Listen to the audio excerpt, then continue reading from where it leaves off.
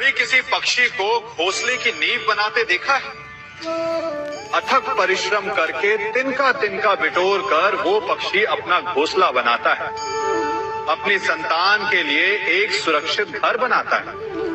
और फिर कहीं से तीव्र आंधी आती है, भारी वर्षा होती है और उसका घोंसला तिनका तिनका करके बिखर जाता है। फिर वो पक्षी क्या करता है? वो रोता नहीं, ना ही विलाप करता है। वो बिना विलंब करे फिर से अपना घोंसला बनाना प्रारंभ कर देता है और सफलता पाता है। फिर हम क्यों छोटी छोटी असफलता से भयभीत होकर परिश्रम करना छोड़ देते? एक बात सदा स्मरण रखिएगा, हर वृक्ष कुल्हाड़ी की एक मार से नीचे नहीं गिरता, हर चट्टान घन के एक प्रहार से नहीं टूटती। सफलता पाने के लिए अनावरत परिश्रम करना ही मात्र एक मार्ग है। स्वीकारण, सत्य का स्वीकारण मनुष्य के लिए बहुत ही महत्वपूर्ण है। जब तक मनुष्य सत्य को स्वीकार नहीं करता, उसे असत्य से लड़ने की शक्ति प्राप्त नहीं होती।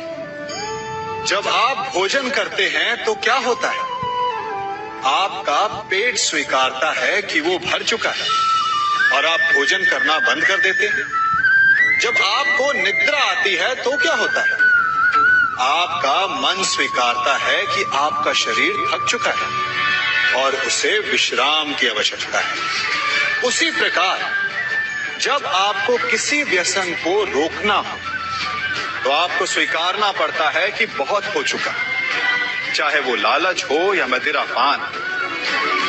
उस व्यसन का त्यागना तभी प्रारंभ होता है जब आप ये स्वीकार कर लेते हैं कि आप उस व्यसन के बंधक हैं। हम में से ऐसा कोई नहीं जिनकी परछाई उनसे दूर रहती। हमारी परछाई सदैव हमारे साथ रहती है। कदाचित हमारी परछाई हमारे कर्मों के फलों का संकेत है। कदाचित इसी कारण कई बार हमें अपनी परछाई से भय भी लगता है, परंतु इस भय से निवारण पाने का एक साधन अवश्य है। वो है सूर्य की ओर मुख करना या किसी प्रकाश के स्रोत की ओर मुख करना, क्योंकि तब हमें हमारी परछाई दिखाई नहीं देती।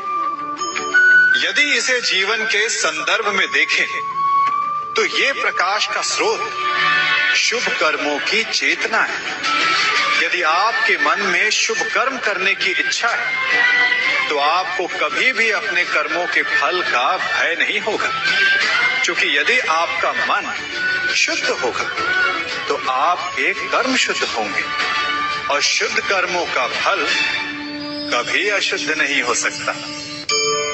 आज मैं आप सबको एक कथा सुनाता हूं। एक दिन प्रातः एक व्यापारी अपने घर से निकला। घर से निकलते ही एक बिल्ली ने उस व्यापारी का मार्ग काट दी। व्यापारी घबरा गया, वो फिर से घर लौट गया और शुभ घड़ी की प्रतीक्षा करने लगा। और जब वो पुनः अपने घर से निकला तब वो वाहन जा चुका था जिससे राजा तक पहुंचकर उसे भेंट देनी थी। राजा को भेंट नहीं मिली। राजा क्रोधित हो गए। राजा ने उस व्यापारी का व्यापार बंद करवा दिया। इस कारण व्यापारी क्रोधित होकर घर पर अपनी पत्नी से लड़ बैठा। पत्नी अपने बच्चों समेत मैके वापस चली गई और उस व्यापारी के जीवन में यदि कुछ रह गया था तो केवल अंधकार। और इन सब का कारण वो उस बिल्ली को मानता रहा जिसने उसका मार्ग काटा था। ऐसा ही एक दूसरा व्यापारी राजा को भेंट देने निकला और उस व्यापारी का मार्ग भी एक बिल्ली ने काट दिया। वो व्यापारी तनिक घबराया, परंतु उसने आगे बढ़ना अधिक उचित समझा। राजा तक वो समय पर पहुंचा।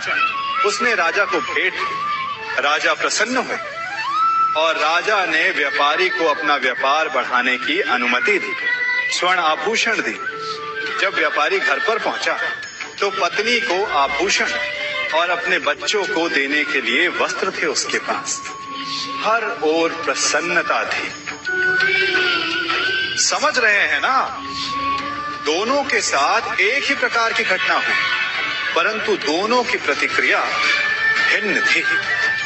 ऐसा ही हमारा जीवन भी है। हमारे जीवन में प्रारब्ध का अपना स्थान है, परंतु उससे कई अधिक महत्वपूर्ण हमारी प्रतिक्रिया, हमारे सोच का प्रभाव है। क्योंकि यही हमारे जीवन को आकार देते हैं। इसलिए अपनी सोच को सकारात्मक रखिए। आपका जीवन सदैव आनंदमय रहेगा। आप इन दो पात्रों को देख रहे हैं। मेरे इस पात्र में जल है और ये पात्र मिष्ठान से भरा हुआ है। दोनों ही पात्र भरे हैं, परंतु देखिए, मिश्री को जल में मिला दिया। जल ने मिश्री को अपना लिया।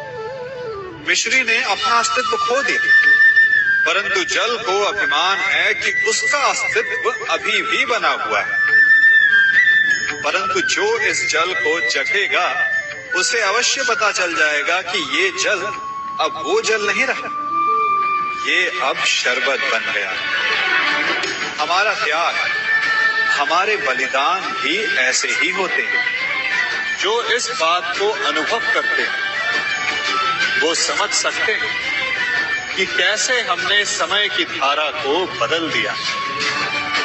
जो बलिदान देते हैं उनका अस्तित्व कभी नष्ट नहीं होता, अपितु उनका बलिदान संसार में कुछ ना कुछ परिवर्तन अवश्य लाता है। हम सभी कभी ना कभी, कहीं ना कहीं अपने जीवन में यात्रा अवश्य करते हैं। हमारी यात्रा में कभी पक्के रास्ते आते हैं तो कभी कच्चे रास्ते।